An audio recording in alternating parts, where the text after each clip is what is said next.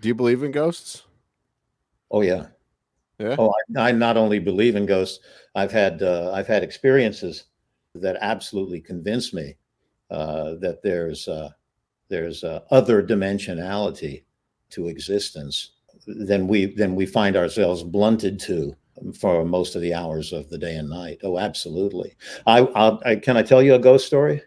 Absolutely. Absolutely. Yeah. It's a ghost incident in an apartment building in New York City overlooking Riverside Drive.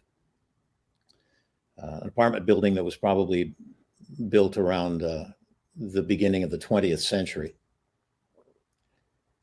Big, high vaulted ceilings and a massive fireplace and massive living room, dining room, kitchen, maid servants' quarters, things like that. But massive, massive, overlooking the Hudson River.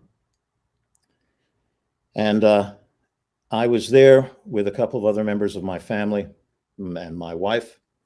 And it was the home of a director and his significant other.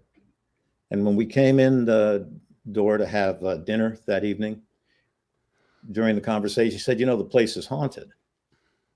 And we said, oh, well, it seems a little haunted. And he said, no, I mean, it's genuinely haunted. And so we were spending the evening and got to that kind of lull in the conversation where people were wondering, is it time to go home? Or, what are we going to do with the next half hour we're supposed to be here? And what we did was we sat around a round oak table, a massive old oak table, and we cut out the letters of the alphabet and the numbers 1 to 10 and yes and no, like on a Ouija board. And we spread the numbers 1 through 10 here and the alphabet one A, B, C, D through Z over there. Geez, I know I'm not drunk. I can do the alphabet part. Okay, and then we had the yes and the no.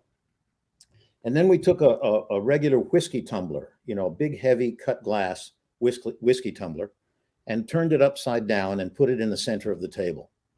I know this is a long preamble, but we'll get there. Everybody then was asked to just touch the glass in the lightest way, just touch the glass with the tip of their finger. And in the instant that we barely touched the glass, it began revolving around the table, began revolving around and around. And the lights were up, by the way. The lights were up, was no spooky atmosphere with candles and booga booga. It was that.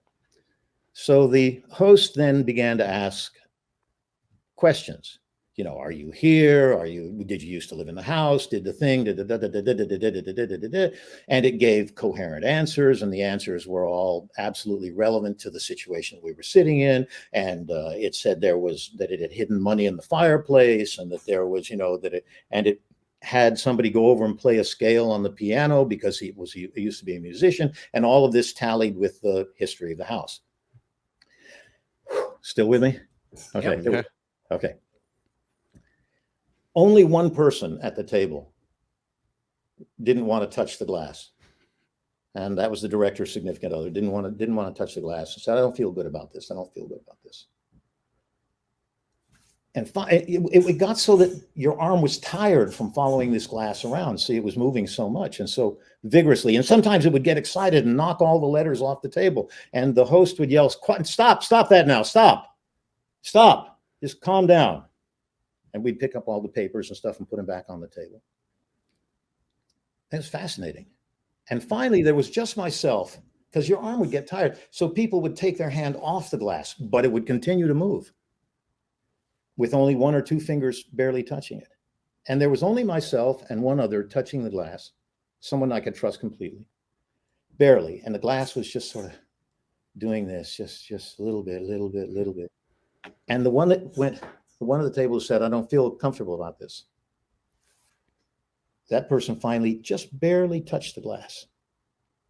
And the glass flew off across the room like it had been hit by a hockey stick, like that, and exploded against the wall into shards no bigger than this.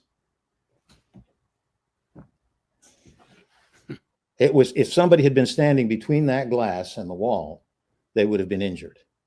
but it shattered, it exploded against the wall. And so you ask me if I think, and everybody went, geez, look at the time.